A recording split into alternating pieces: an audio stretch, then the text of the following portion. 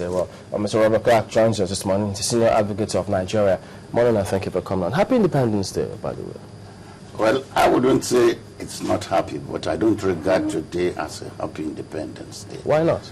Actually, I was on a flight yesterday from Abuja, and one of the air stewardesses greeted me this and we said, "Happy anniversary." And I told her, there is nothing to be happy about on this independence, because Nigeria is not in a happy mood. So why should I be happy? But when there's life, there's hope. When there is life, there's hope. That is when you see the green light in the tunnel. But looking at Nigeria, I can't see any green light in the tunnel. Well, the president said he's rededicating himself. It means that they're about to. Shouldn't we expect that? Okay, we should expect them to start doing the right things if they haven't been doing it. For the past 53 years, we've been hearing such statements from all our leaders. None has manifested into reality. So if he wants us to believe that he's rededicating, well, let us see how the action comes after. How do you consider the speech? Because he also did say he's not going to try to score political points. He's mindful of the reality on ground. People are not exactly happy. He used the word divided. And so, isn't that a start? Well, he mentioned only the Boko Haram. But when you look around Nigeria today, is kidnapping today not more horrifying than Boko Haram? Let's ask ourselves questions. You see, the security situation in Nigeria today transverses the whole country. Boko Haram is just about 5 or 10% of the problem of Nigeria. Kidnapping today is taking a tremendous step. Within the next 2 years, if we are not careful, Mr. President himself will be afraid to go in an entourage on the road. Is it that bad? It's so bad. I am not saying because my good friend Ezekome has just been released. I'm not saying because a judge has now been kidnapped. But do you know how many people are being kidnapped every day? Every day, every 5 minutes, a Nigerian is being kidnapped somewhere. Every 5 minutes? Every 5 minutes. It's just like somebody telling you that in London, every 1 minute, a car is stolen in London. It's a reality. In Nigeria, throughout every 5 minutes, a Nigerian is being kidnapped. What about the reaction? Because we also do hear that after this kidnapping, in some cases, some say in most cases, the police eventually catches up with some of these chaps. The police, with due respect to them,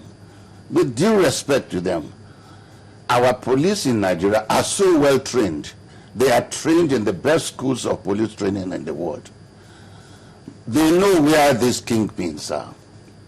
It is when a big man is kidnapped, then you find them going to the kingpin's nest. It's a common talk here that between certain areas in Edo State, in the plantation zone, there is a village where these kidnappers keep all, virtually over 1,000 people at any given time. The police know about it. They know about it. Then what is keeping them from, going there and destroy the whole place? Look, let's be honest. Security-wise, our police know everything.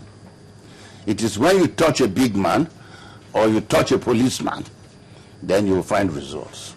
You've said that there is really nothing for you to be happy about in terms of, how far we've come in our 53 years. But listening to the president's speech yesterday, which is one that should give you hope, would you say that nothing at all points in a direction that we actually can hope for a better future? I am saying it with all confidence and with the little command I have. In 1999, President Obasanjo made a similar statement. Within 6 months, through Bola Ige, there will be no more darkness in Nigeria. Within 6 months, within 2 years, this will happen. Obasanjo took over as president. The megawatts that were being, consumed was about 2.9 or 3. He left office with the same range after 8 years. Our good president has taken over for at least over 3 years now. We are still, oscillating on 2.9 megawatts. I listened just before sitting down here. We've gone up from that. No, I listened before leaving here when they were presenting certificates to the new venturers.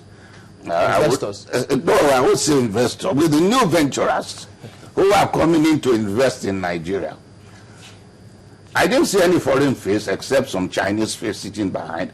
All the people being presented to us are Nigerian traders who are still going to go to the original people who are coming to do the job. Why not give it to the original people? Why bring middlemen when 1/3 of the money will go to the middlemen first?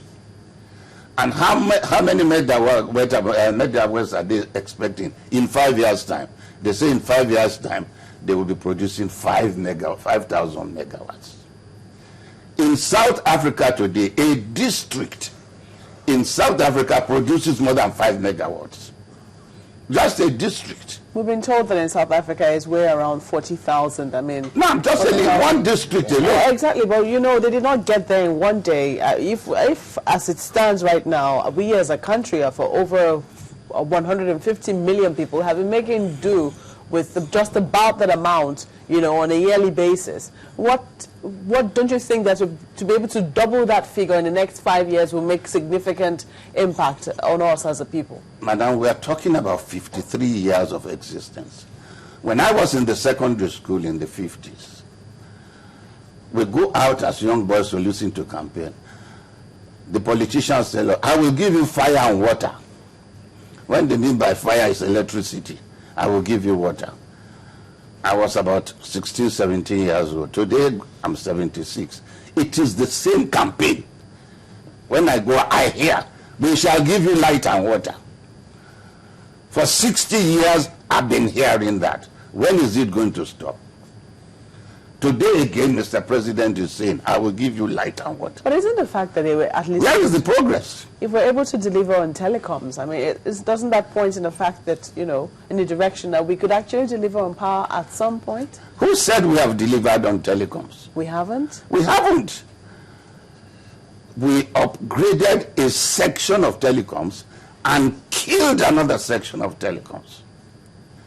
Go to civilized countries today. On your table, you take the telephone, you dial. In which office in Nigeria today can you carry a telephone and dial? When you have completely killed Nitel. There is nothing technologically superior in mobile phone. It's the easiest technology. So what have we achieved? But with respect to power, I hear people say that, well, they experience uninterrupted power supply. At least some say for 24 hours, others say 42, 48, some even say 72. So, but the fact that some others haven't had it that good, does it mean that there is no improvement whatsoever? I spend most of my time in Abuja nowadays doing cases. I can assure you, for the past 2 years that I've been oscillating between Lagos and Abuja, I've never seen the electricity for not more than 8 hours. Even in Abuja. In Lagos, personally in my house, I supply myself with electricity. I have an inverter with 16 batteries that helps me when NEPA goes, automatically it takes over. If NEPA does not come within those 8 hours, I tune to my generator. And I can assure you, 80% of Nigerians source their own electricity. Do you believe this? That 80% of the energy Nigeria is using today to source power are derived from generators.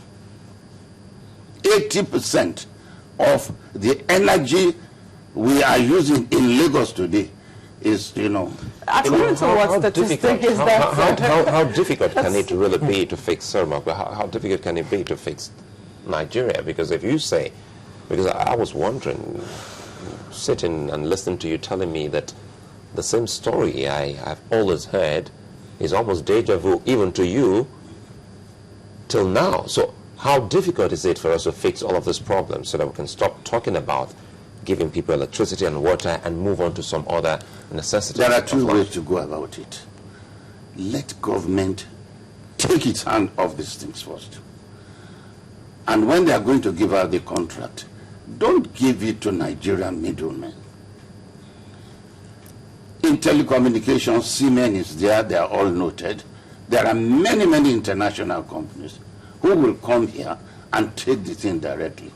But tell me, even these telecommunications you are talking about, mobile, you had to bring in Nigerian first. Then they will bring in this thing. And you know what that means when you bring a Nigerian. 1/3 of the money allocated for that project goes into their pockets. I am bold to say it because they must survive. They're businessmen. I don't blame them. So you have no confidence in this process? I don't have. Seeing that picture, the people who are being given certificates this morning that I saw, they are businessmen. Why are they in business? They are in business to make money. But to make more money, they have to provide the goods. They have to provide. But before they provide it, they will take their own profit share first. So that reduces the amount of money that goes into the project. Then the contractor they are now subcontracting to also takes his 1/3% because he must get his profit. So by the time the goods arrive here, maybe 50% of the money has gone for payment of profits.